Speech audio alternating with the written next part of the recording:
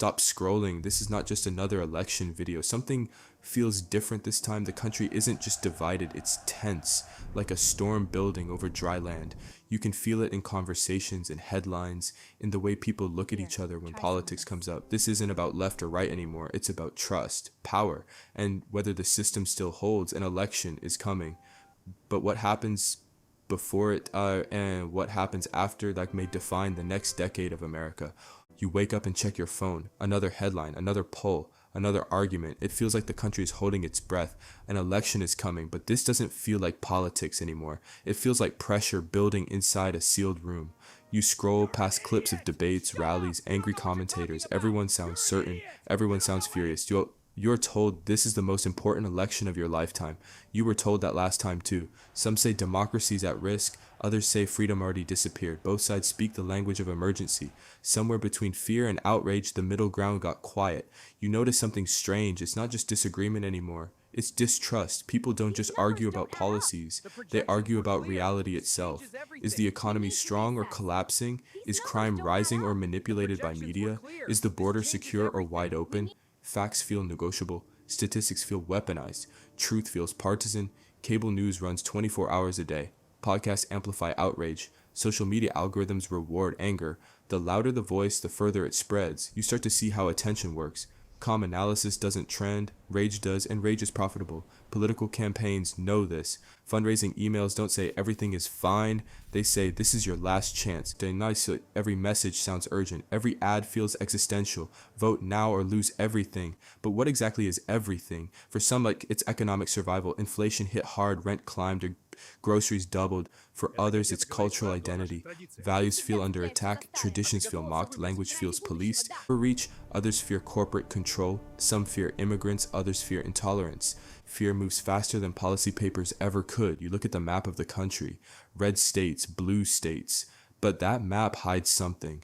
Inside every red state are blue cities. Inside every blue state are red counties.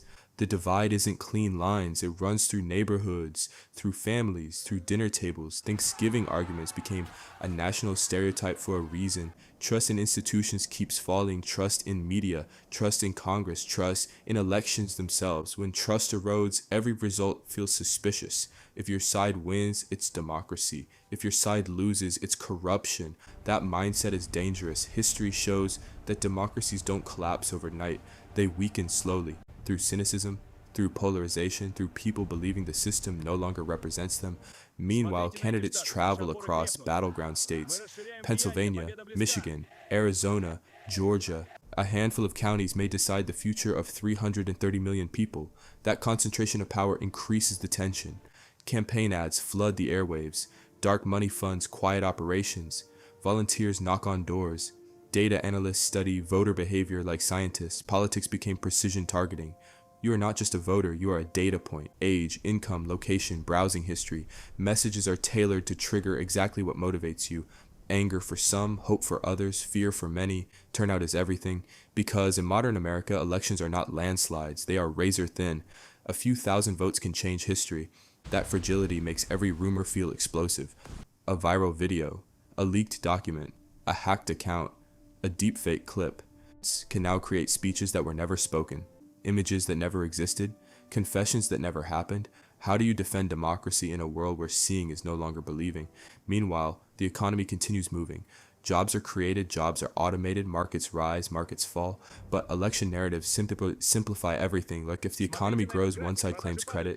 If it slows, the other blames leadership. And complex systems are reduced to slogans. So like, you save America, protect democracy, take back control, finish the job. I'll say short phrases carry enormous weight. You begin to notice how exhausted people look, not just angry, tired. Politics used to be background noise for many Americans. Now it feels constant. Every conversation risks turning political. Every cultural event becomes symbolic. Even sports and entertainment aren't safe. Corporations issue statements. Celebrities endorse candidates. Brands take positions. Neutrality feels rare. Yet beneath the noise, most people still wake up, go to work, raise children, pay bills, and hope for stability. That quiet majority rarely trends online. They don't shout, they don't go viral, but they vote. The question isn't only who will win, it's what happens after. Will the losing side accept the results? Will protests remain peaceful? Will institutions hold? America has faced division before: Civil War, Civil Rights era, Vietnam protests. The country survived those storms. But survival required restraint, leadership, compromise. Compromise is now seen by some as weakness. In a hyper-partisan era, purity tests dominate. Moderates struggle in primaries. Candidates move toward ideological extremes to secure nominations. The center narrows. And when the center narrows, governing becomes harder. Congress stalls, executive orders expand, courts gain influence, power shifts between branches, but the tension remains. Globally, allies watch closely, rivals analyze every sign of instability. America's election is not just domestic, it shapes global markets, military alliances, trade agreements, climate policy. The stakes are international, yet at its core, this storm is deeply personal. It's about identity, belonging, security, future. You ask yourself, is the country truly on the brink, or are we living inside an amplified echo chamber? Data suggests polarization is real, but so is cooperation at local levels. Communities still solve problems together, states still negotiate budgets. Reality is more nuanced than headlines allow. Still, perception shapes behavior. If enough people believe collapse is coming, they may act in ways that accelerate it. If enough people believe the system is rigged, participation drops or unrest rises. Democracy depends not just on laws, but on shared belief in the process. That belief is under strain. The coming election will test more than policies. It will test patience, civic trust, institutional resilience. Storms reveal structural weaknesses. They also reveal strength. The United States stands at a familiar crossroads: division or dialogue, escalation or restraint, tribal loyalty or constitutional commitment. You will see more ads, more debates, more viral clips, more outrage. The noise will grow louder before it fades. But when election day arrives, it comes down to something simple: millions of individuals alone in voting booths, making a choice. No algorithm can fully predict that moment. No commentator can fully control it. The storm may feel overwhelming, but democracy at its core remains individual. The question is not only who wins, the question is whether the country remembers how to lose and how to continue. Because elections end, but nations endure only if their people choose endurance over destruction. The storm is coming.